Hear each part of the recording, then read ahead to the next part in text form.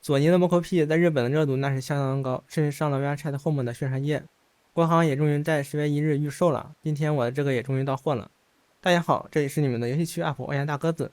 这期视频是 Moco P 的全身动补的评测。现在简单开开箱，对面的物流箱用的是索尼的胶带，里面下面有不干胶粘着。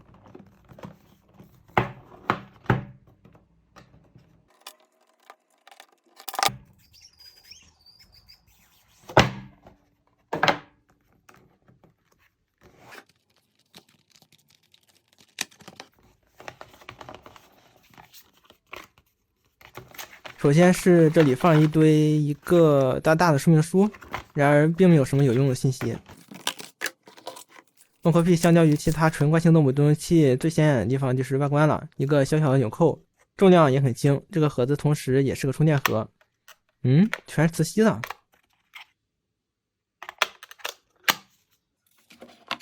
最下面一层是绑带加快拆，也是磁吸的。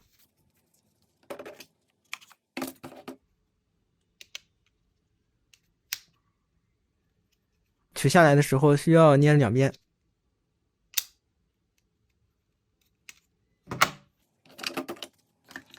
腰这里可以直接夹在裤子上，其他的没啥了，充电线、充电器都没给。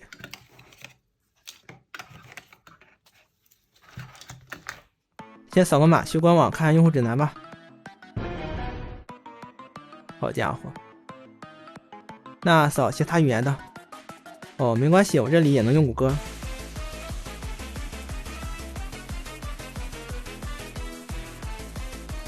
啊，没事，小米的老 bug 了。你好，我去问问客服吧。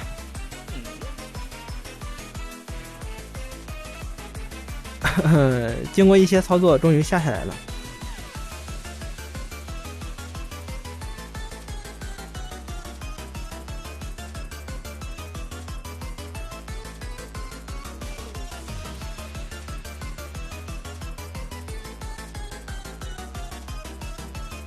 好了，这个 APP 操作起来很简单，首先是通过蓝牙配对手机和 Moco P。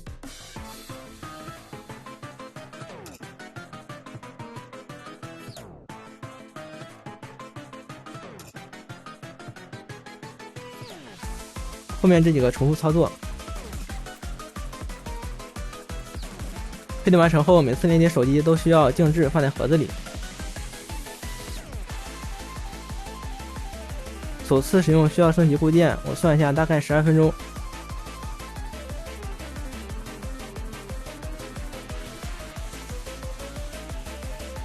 然后是重新连接。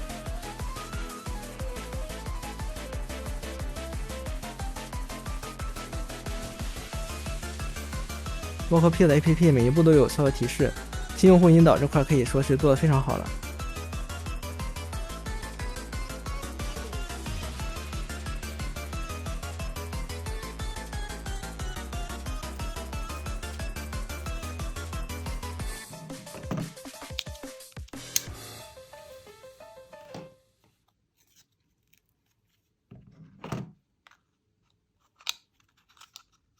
全部带好后校正骨架。Moco P 的校准很简单，只需要向前走一步。程序内的东西都很直观，首先是录制功能，可以将虚拟形象录制成视频。咱先来看看手机程序内的表现。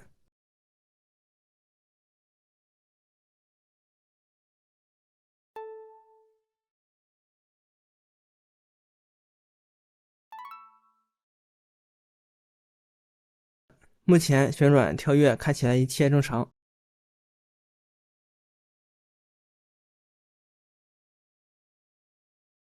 不过坐床上摆腿会下线，不能双脚离地，所以你不能躺床上，也不能滞留空中太久。轻度动补用不那么折腾的话也还能用。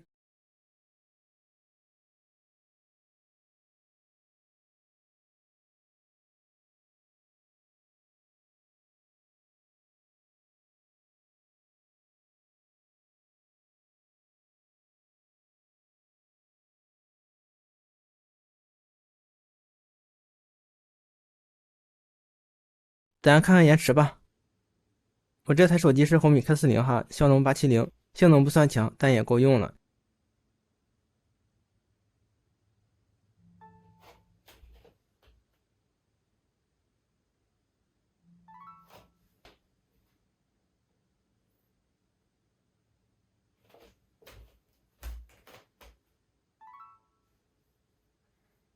延迟上我感觉不行，不是很稳的样子，有时延迟高，有时延迟低，但也不是不能用。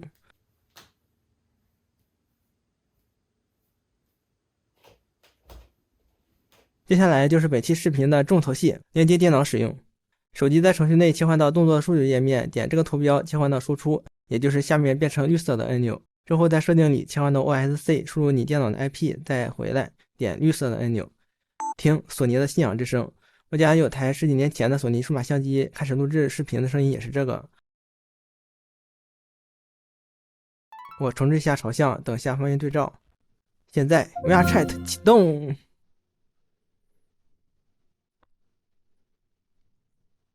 如果你是第一次使用 OSC 相关功能，需要手动打开，并且需要确保9000端口没有被其他程序占用。这个只是用来接收数据的端口，因此可以同时接收来自 VRCFT 面部、Pico 4 Pro 原生面部或其他设备的 OSC 数据。这里只能用3点，没错，但是你的头、手腕还是得带着。没有胳膊肘，所以手不抬也行。这延迟也不用啥对比了，比史莱姆的大。再看这个动作的连贯性。我视频录制用的是60帧的，你们应该也看出来了，MocoP 狡猾的很呢。不过我们并没有找到类似史莱姆的狡猾校正开关。这个跳我有点绷不住了，这玩意可是2500啊！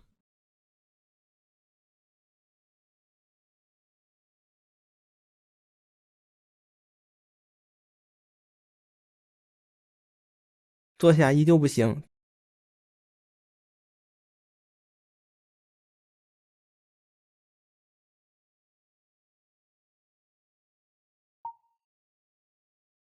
躺下。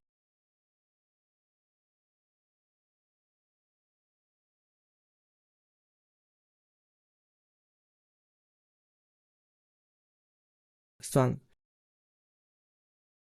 抬起一只脚呢？这个完全没法用。省流哈，MocoP 在 VRChat 里只是能动起来，如果你不跑、不走、不跳、不躺，这东西也不是不能用。发送数据的时候你不能锁屏，锁屏就断了。不过索尼推新的给你准备了数据传输时屏幕变暗的开关，而且默认是开着的。不过对于MIUI 的手机来说，可以用小米妙享投屏后熄屏操。不能用鼠标操作的安卓程序我还是头一次见，算了，先这样吧。之后我到 GitHub 上搜索了一下 MocoP 关键词，哎，你猜怎么着？有人逆向出来可以把 MocoP 连接到史莱姆 VR 上当史莱姆用。这里也提到了 MocoP 所使用的传感器以及更多信息。于是我将另一台电脑装了个 Linux 系统，之后直接通过蓝牙连接到这台电脑上，这样 MocoP 就只负责发送由 IMU 输出的数据，史莱姆 VR Server 用来解析。因此你可以自定义它放在哪儿。至于绑带嘛，用 RibbonCap 的就好了。头、手腕都太短了。现在2500的 MocoP 已经成为标准的史莱姆自动器了，因此你可以使用史莱姆 Server 里的一切功能来优化 MocoP。可是6.085才720块钱哎！现在动作流畅度是和普通的史莱姆持平了。那众所周知，史莱姆自动器的效果取决于自动器所使用的传感器，所以多余的动作这期视频就先不试了。0.10版的史莱姆 Server 的自动校准身体比例比之前更好用了。现在用是能用，效果和普通的史莱姆没任何区别，除了它的采样率只有50赫兹。索尼的 MocoP 使用的是 BMI270，咱先静置一段时间，看看它的自旋。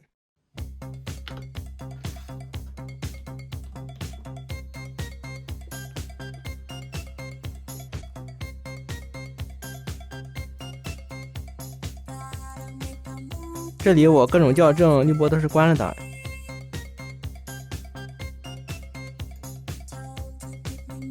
1小时倍速到1分钟。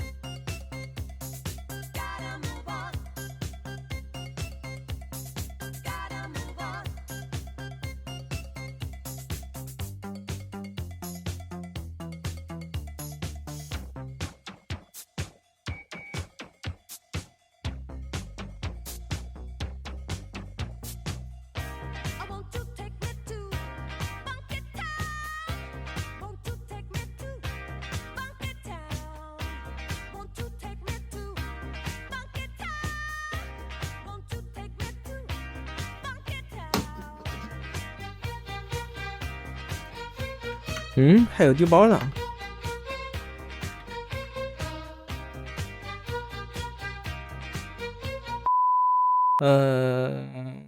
那其他的看起来也没必要试了。这东西不发磁是因为它压根没有磁力计。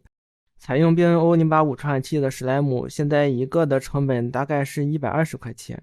PCB 可以去加一层白嫖，所以我不推荐大家购买 MOCP。做完视频，我又看一眼官网。